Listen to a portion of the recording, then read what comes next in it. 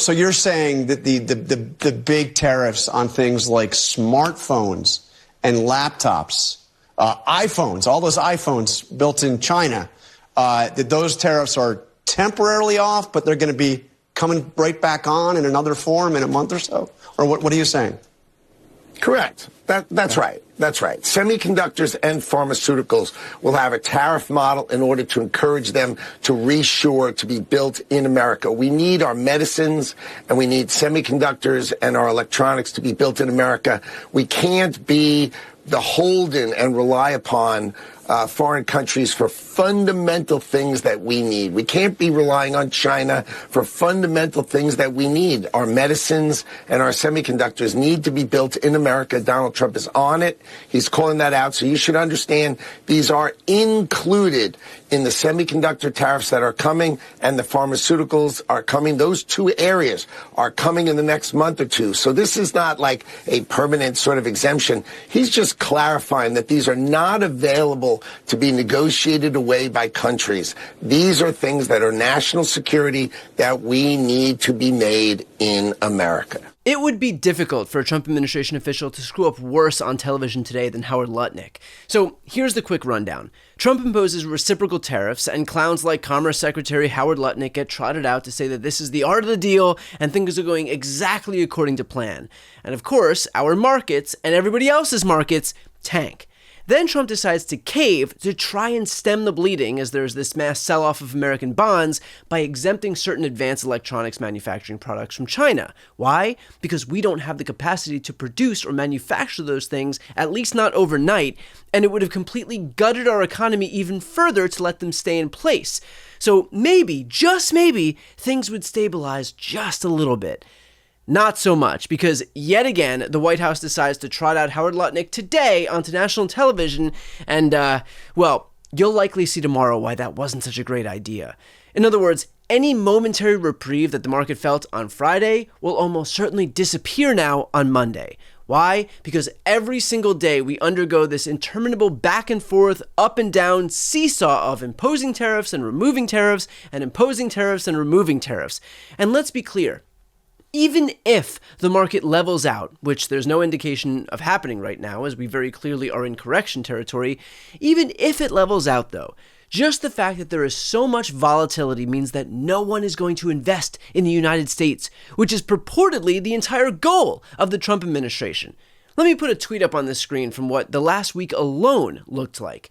Since Wednesday, we have had a universal reciprocal tariffs, a removal back down to 10%, 50% Chinese tariffs, 90% Chinese tariffs, 104% Chinese tariffs, 125% Chinese tariffs, 145% Chinese tariffs, electronics exempted, electronics now potentially back on. If you were a CFO of a Fortune 500 company, would you approve any new investment in a country this unstable?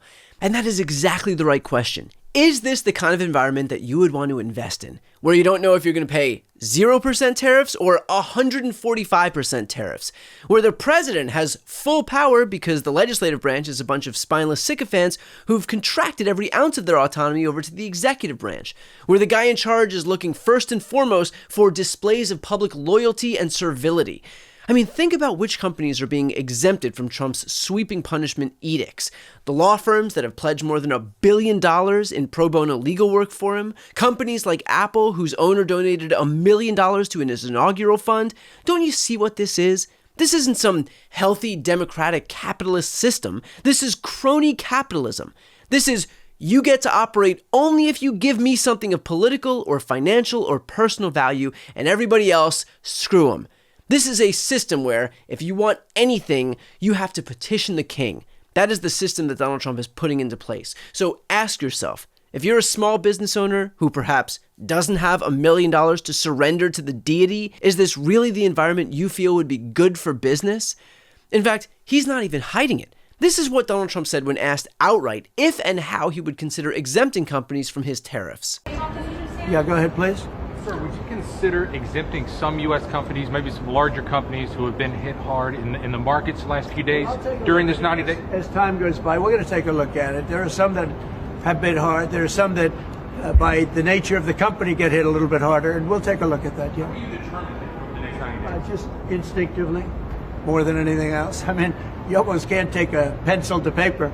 It's really more of an instinct, I think, than anything else. Ah, yes, instinctively. Just the old gut. Definitely, totally not whether they're willing to give him something of value in return. Nope, just that God-given sense of instinct. Got it. You'll also notice that this administration and the Republican Party more broadly has been relentless in attacking the Biden administration, blaming everything on their predecessors. You'll remember that not a single Republican voted for the Inflation Reduction Act, and only a small handful of Republicans voted for the CHIPS and Sciences Act. Both of these pieces of legislation are solely responsible for funding semiconductor chip manufacturing and clean energy manufacturing right here in the United States. And guess what? After those bills were passed, companies like Intel and Samsung and Micron announced major investments here in the US. That is exactly what we were going for with that legislation. And those facilities, by the way, are going to take time to ramp up. We're not expected to see chips until 2027 or later. And so tell me, when we impose tariffs like a sledgehammer on a raft of advanced electronics, how does that help our country and our economy today if we don't have the capacity to produce these things yet? It won't. We can't replicate what China is doing in one fell swoop, and frankly, it's unlikely that we'll ever be able to replicate the kind of manufacturing that we rely on Southeast Asian countries for. So the notion that tariffing every single country is going to suddenly mean that tomorrow our own industries are going to start to boom betrays a fundamental misunderstanding of how all of this works. Strategic tariffs would be fine if we had a cogent, legitimate plan to reshore these jobs or create these jobs. If the last several weeks has shown us anything, it's that the last thing on earth this administration has is a plan.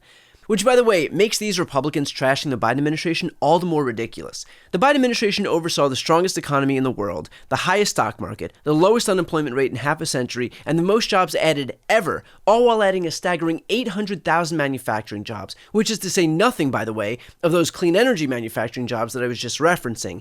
And yet, the Trump White House has the audacity to criticize them while they've tanked the stock market, while they've added anemic jobs numbers, while they've likely presided over an economic contraction, while they've isolated us on the world stage.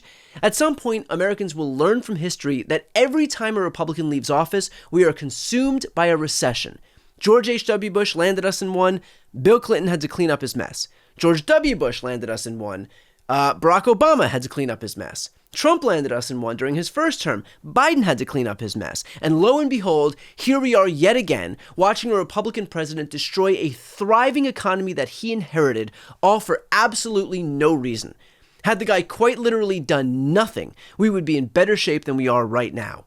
But instead, we got Trump, who wanted to beat his chest and make the whole world fear him. And well, now the world is running into the arms of China, and we're left isolated. Because art of the deal, or something. So if the appearance today from Howard Lutnick has shown us anything, if Trump's daily appearances have shown us anything, if this tariff debacle has shown us anything, it's that this White House has no clue what it's doing. And it's all but certain to make things a hell of a lot worse before they get any better. Before you go, first, if you enjoyed this content and you want to see more and support independent media, please subscribe to this channel. The subscribe button will be right here on the screen. But second, the reality is that we're now in a political environment where this administration can lean on any of the social media platforms to suppress certain voices if they don't like critical coverage. That means my longevity here is in the hands of a few tech billionaires who are already making it clear that they're willing to cater to this White House. To that end, signing up for my newsletter is a great way for me to be able to reach you directly if that ever becomes necessary. I'll put the link on the screen as well, so please sign up. It's completely free, but there's also an option to do a paid subscription if you'd like to support my work. I really appreciate it. Thanks so much for watching.